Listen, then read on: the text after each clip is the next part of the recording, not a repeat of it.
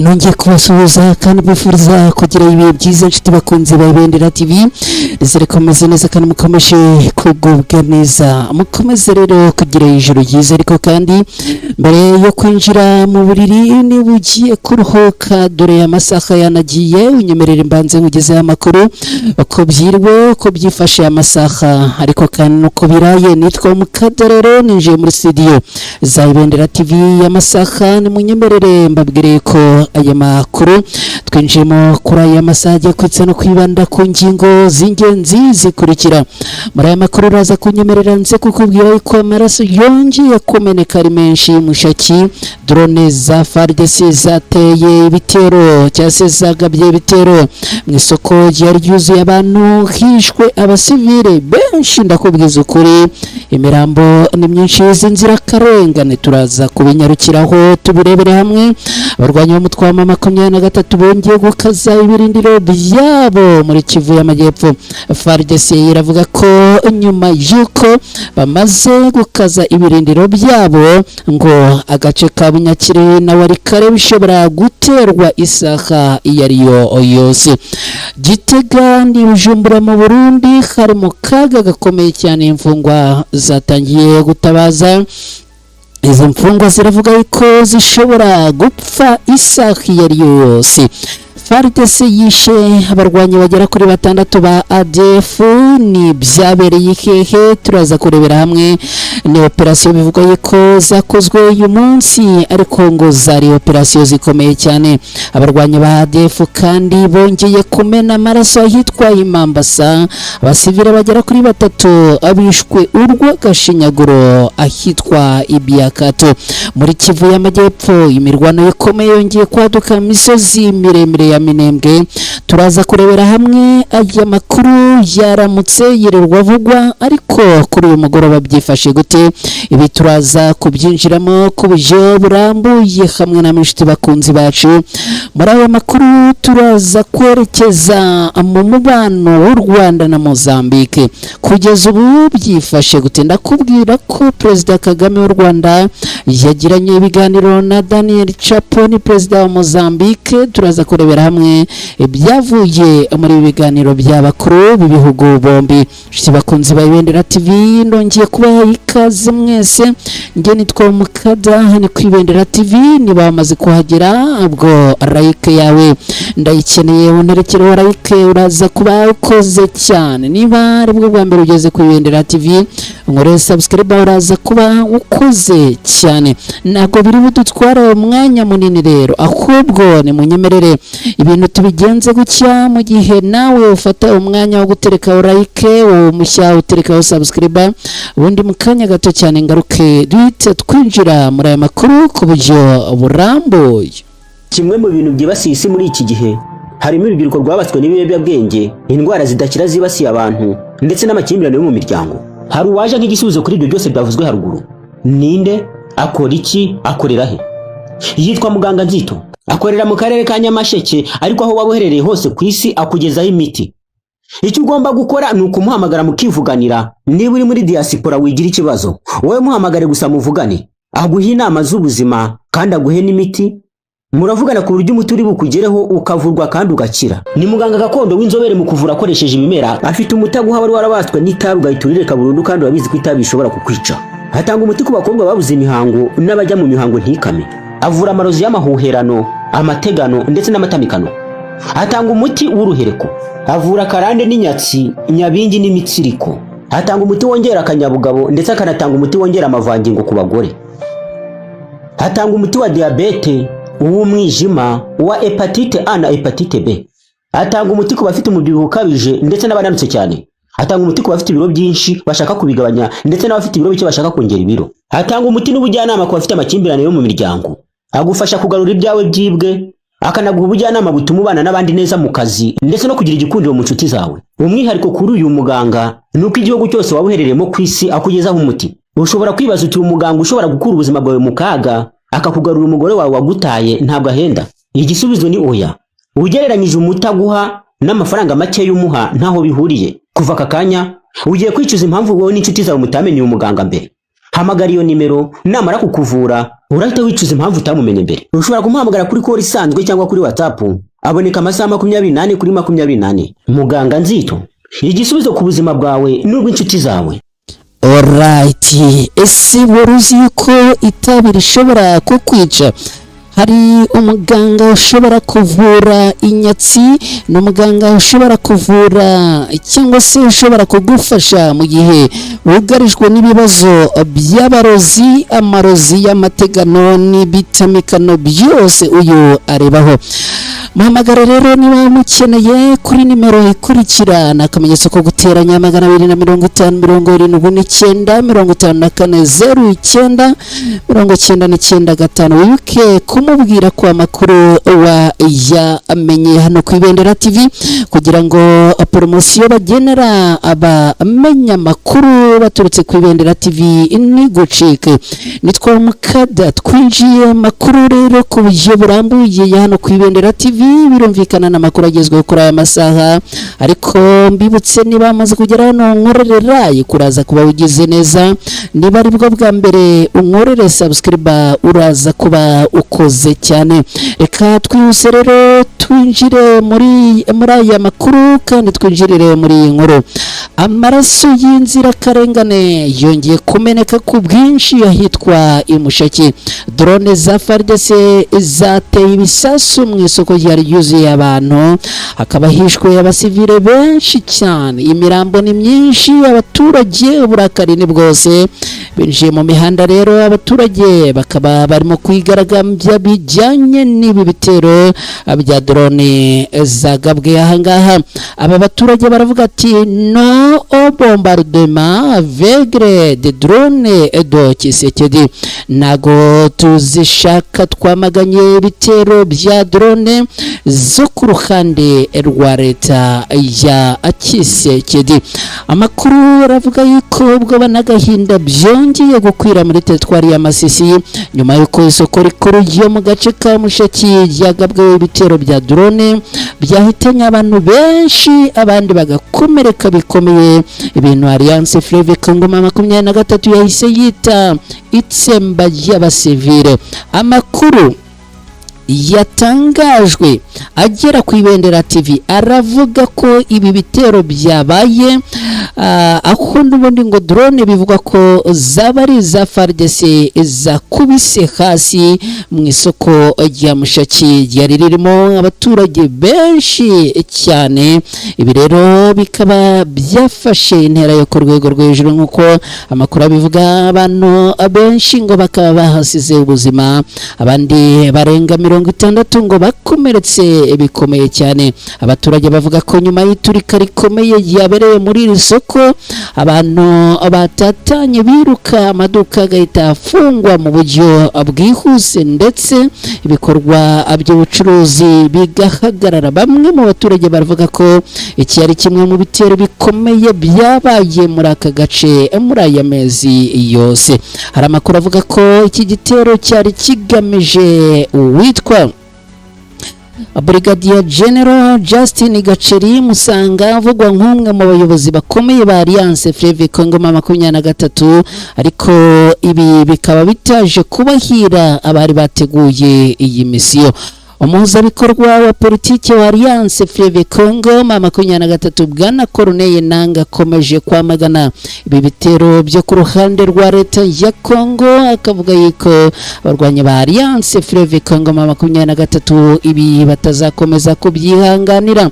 Shuti bakunzi ba Ibendera TV, ni munyemerere dukomeje na ya makuru mbabwire yuko abarwanyi ba Alliance Fleuve Congo 23 bamaze gukaza ibirindiro byabo. Ubu tuvugana abarwanyi ba Alliance Fleuve Congo 23 bamaze gukaza ibirindiro byabo muri Kivu y'Amajyepfo. FARDC iravuga ko Bunyakiri na Warikare bishobora guterwa isaha yose. Ingabo za leta ya Congo FARDC zatangaje ko abarwanyi ba Alliance Fleuve Congo 23 ngo bakomeje kongera imbaraga no gushimangira ibirindiro byabo mu gace ka Chivanga muri teritwari ya Karehe muri Kivu y'Amajyepfo ibintu bivugwa ko bishobora kuba biri gutegura ibitero bikomeye ku bice bya Bunyakiri ndetse no ku muhanda ujya Warikare. Ibitangazamakuru bitandukanye byo muri Repubulika Iharanira Demokarasi ya Kongo bivuga ko aya makuru yatangajwe n'umuvugizi w'ibikorwa bya gisirikare bya Sukora ya kabiri muri Kivu y'Amajyepfo ni Suretona Rigani, wavuze ko kuva mu gitondo cyo ku munsi w'ejo kuwa gatatu tariki 13 Gicurasi muri uyu mwaka hagaragaye ituze rito ariko ngo ririmo impungenge zikomeye z'umutekano muke.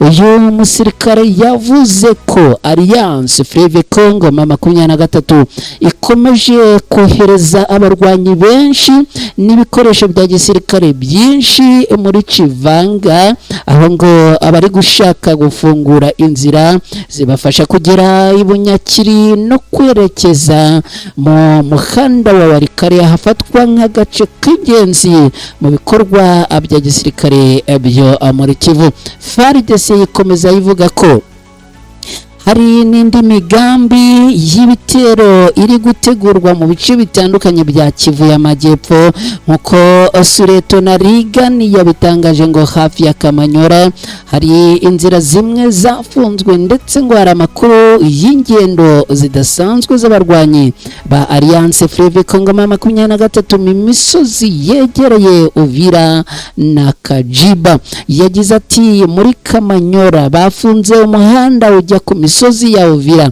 bahagaritse inzira zijya Kajiba. Aya magambo yakomeje guteza impungenge mu baturage bavuga ko ibintu bishobora gufata indi ntera mu gihe gito kiri imbere.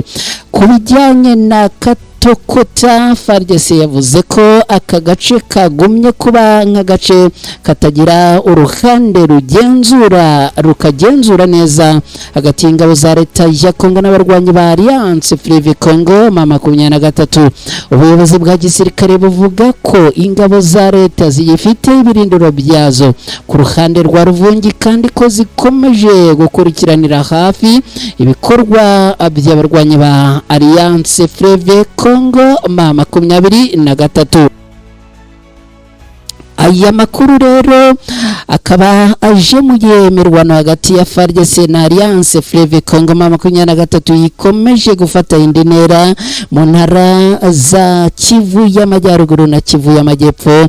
Mu mezi ashize abaturage benshi bamaze guhunga ingo zabo kubera amasasu n'intambara bikomeje kwibasira ibice bya Karehe, Warikare, Uvira na Fizi. Abaturage bo muri ibyo bice bavuga ko bafite ubwoba bwinshi bwo kongera kwisanga hagati y'imirwano ikomeye cyane ko amakuru y'ingendo z'abarwanyi n'intwaro akomeje kwiyongera buri munsi. Bamwe bavuga ko ubuzima bwahagaze, ubucuruzi bukagabanuka ndetse n'imihanda imwe n'imwe ikaba isigaye inyurwamo n'abantu bake kubera gutinya ibitero. Abasesenguzi bavuga ko gukaza ibirindiro kwa Alliance Fleuve Congo M23 muri Chivanga bishobora kuba hari igice cy'umugambi mugari wo kwagura ibice igenzura muri Kivu y'Amajyepfo. Ibintu bishobora gukomeza gushyira igitutu ku ngabo za leta ya Kongo n'abafatanyabikorwa bazo mu minsi iri imbere. Shiti bakunzi ba Ibendera TV, dukomeje n'aya makuru nimunyemerere nongere nkubutse niba bamaze kugera hano ku Ibendera TV ngo nkorere like kuraza kuba ugize neza. Niba ari bwo bwa mbere ugeze ku Ibendera TV nkorere subscribe, ndabari abantu mugera muri 70 mudukurikiye mwese rero byangwa neza, like zanyu zose nzibonye. Shiti bakunzi ba Ibendera TV nimunyemerere mbabwire yuko dukomeje n'aya makuru. Twerekeje mu gihugu cy'u Burundi, abari muri Gitega barimo gutabaza kugeza ubu ngubu ibintu byamaze guhindura isura ku rwego rwo hejuru ahangaha Igitega mu Burundi. Imfungwa ziherereye ahangaha zatangiye gutabaza ngo zishobora kwicwa isaha iyo ari yo yose. Impungenge zikomeje kwiyongera muri gereza nkuru ya Gitega mu Burundi nyuma y'amakuru avuga ko imfungwa n'abagororwa bari gutaka inzara ikabije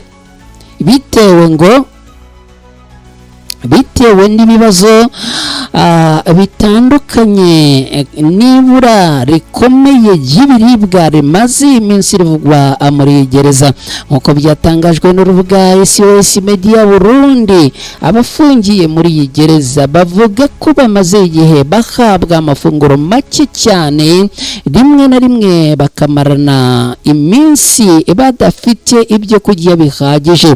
Bamwe bavuga ko ikibazo cyabaye kibi ku buryo hari abagororwa batangiye kurwara kubera imirire mibi n'inzara, abandi ngo batangiye gupfa. Amakuru ava muri iyi gereza aravuga ko ikibazo cy'ibura ry'ibiribwa cyatangiye gukomera mu byumweru bishize, aho ngo ubuyobozi bwa gereza butabasha kubona ibikenewe byo gutunga umubare munini w'imfungwa zihafungiye. Hari amakuru avuga ko gereza ya Gitega irimo imfungwa zirenga ubushobozi bwayo, ibintu bikomeje kongera ikibazo cy'imibereho mibi muri iyi gereza. Bamwe mu bafite abavandimwe babo cyangwa inshuti zifungiye aha muri Gitega bavuga ko bakomeje guhangayikishwa n'ubuzima bwazo, cyane cyane ko ngo hari amakuru y'abagororwa bamwe bafite intege nke cyane kubera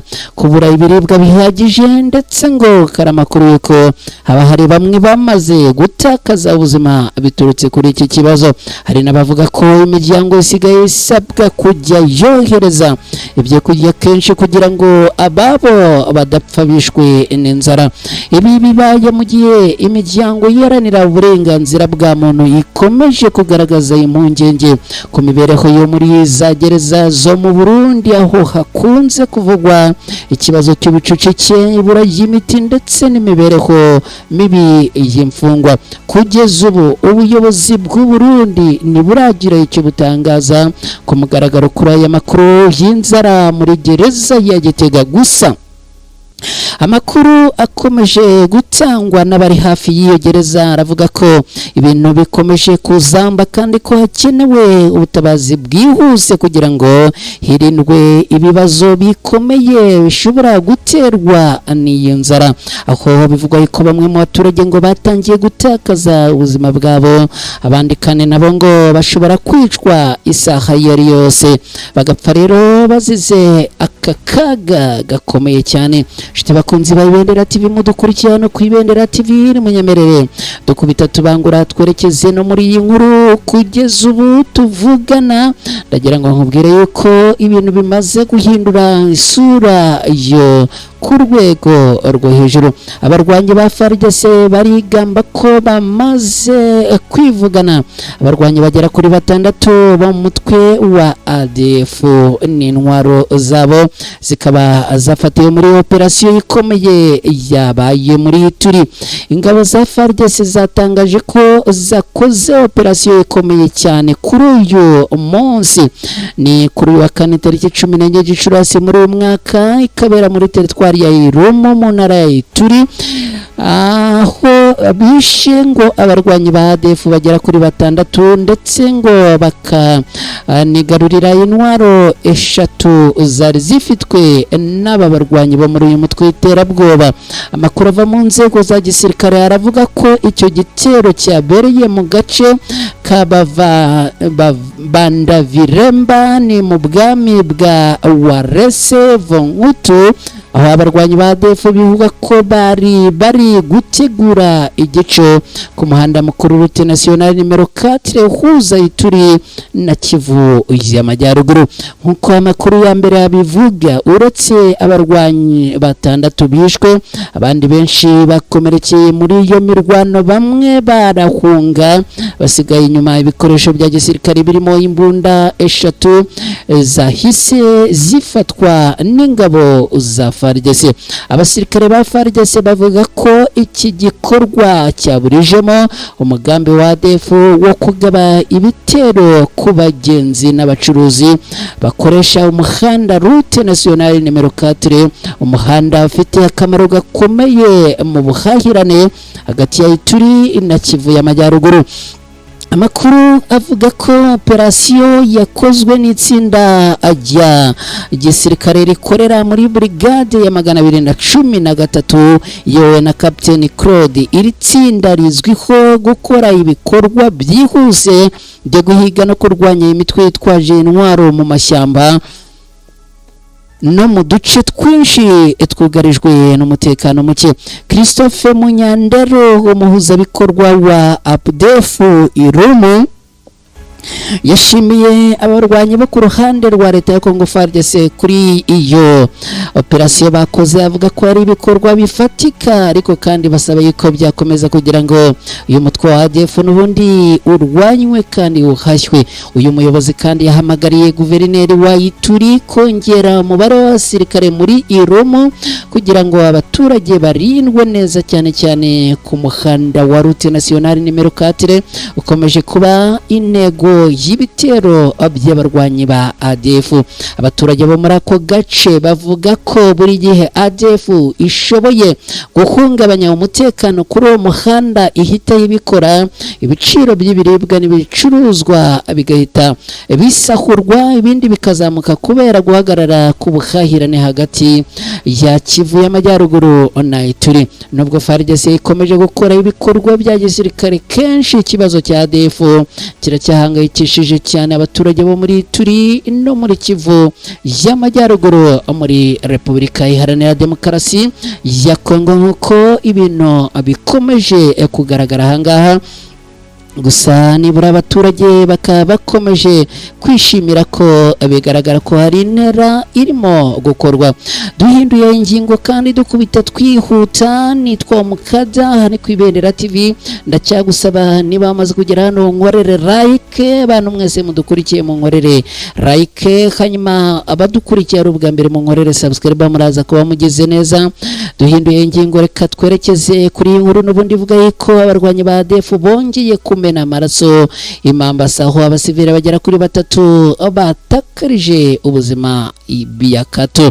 Ubwoba n'agahinda byongeye gukwira muri teritwari ya Mambasa mu ntara y'Ituri nyuma y'igitero gikomeye cyagabwe n'abakekwaho kuba abarwanyi ba ADF, cyahitanye abasivile 3 ndetse kigatwika amazu menshi mu gace ka Biakato. Aya mahano yabaye mu ijoro ryo ku munsi w'ejo kuwa gatatu rishyira kuri wa kane tariki 14 Gicurasi muri uyu mwaka, aho abo bagizi ba nabi bateye agace ka Bangore ahagana saa 5 z'ijoro.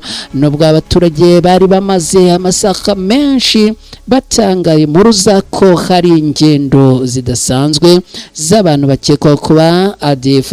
Maître Joseph Paruku Mbowa, umuhuzabikorwa wa Nouvelle Société Civile Congolaise, yavuze ko abaturage bari baburiye inzego z'umutekano, bari baziburiye kuva ku mugoroba, ariko ngo nta cyakozwe.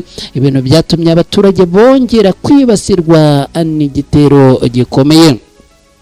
Uyagize ati abarwanyi ba ADF bongeye gutera Biakato, nubwo abaturage bari batanze amakuru kare abantu 3 bishwe barashwe kandi amazu menshi nayo yatwitswe. Amakuru atangwa n'ishyirahamwe APDF Mambasa aravuga ko abagabye gitero bibasiye cyane agace ka Bangore, aho abaturage bavuga ko bumvise abantu bafite intwaro bagenda muri ako gace kuva saa 2 z'ijoro mbere yuko igitero gitangira.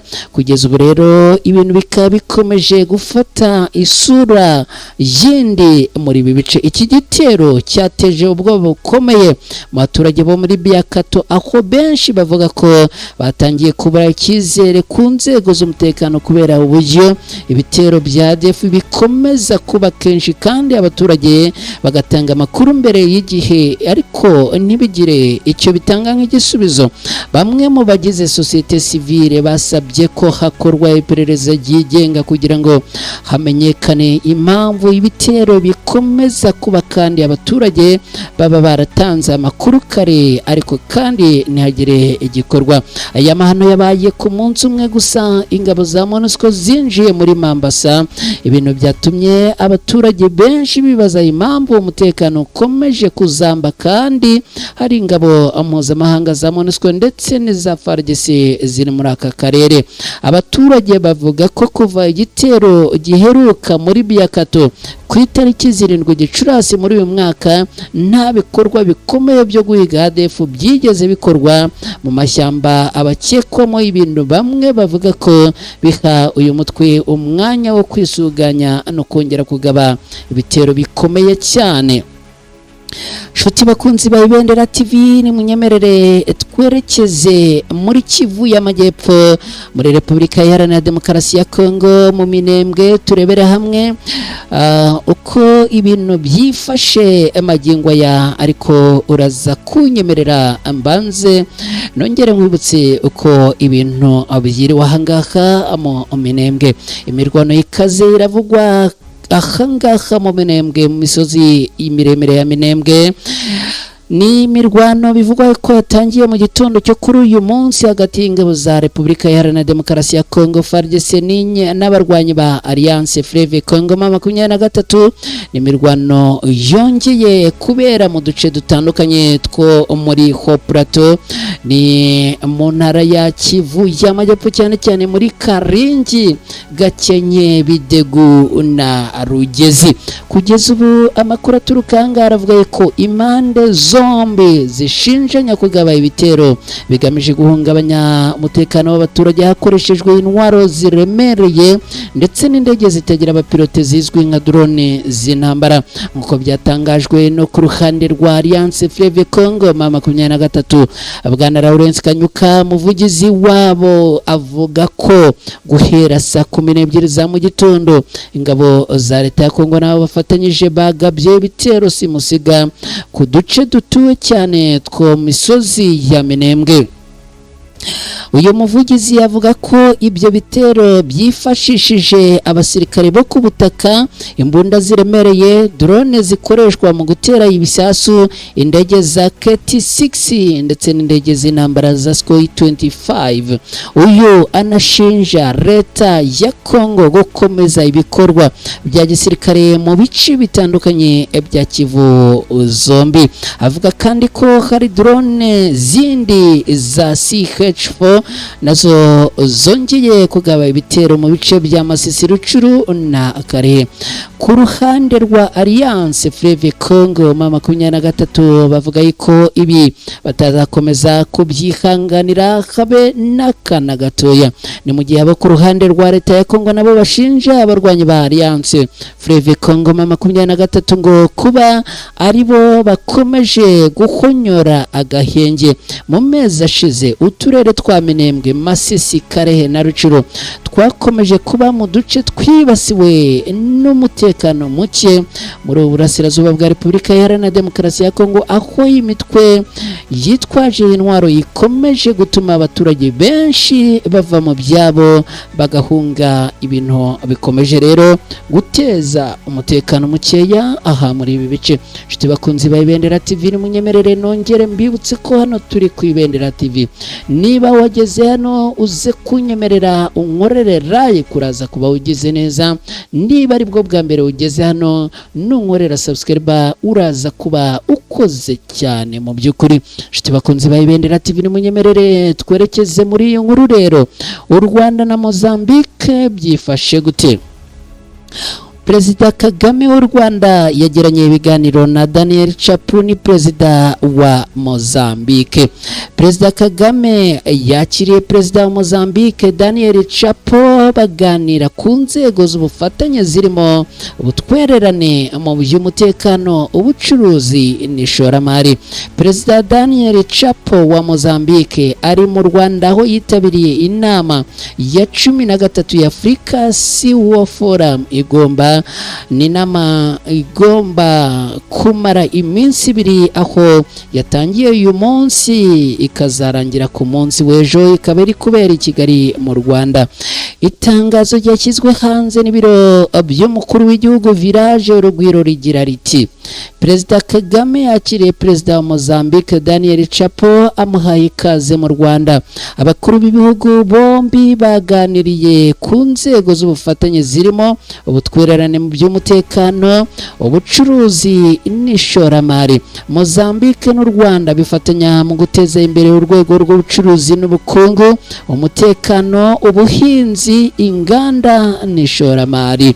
Umubano w'u Rwanda na Mozambique watangiye mu mwaka w'1990 wongererwa imbaraga mu mwaka w'2018 ubwo ibihugu byombi byashyiragaho komisiyo ihuriweho yo guteza imbere ubufatanye. Kuva muri Nyakanga mu mwaka w'2021 inzego z'umutekano z'u Rwanda n'iza Mozambique zifatanya mu kurwanya ibikorwa by'iterabwoba mu ntara ya Cabo Delgado yari yarahungabanyijwe bikomeye n'umutwe wa Ansari Arsana.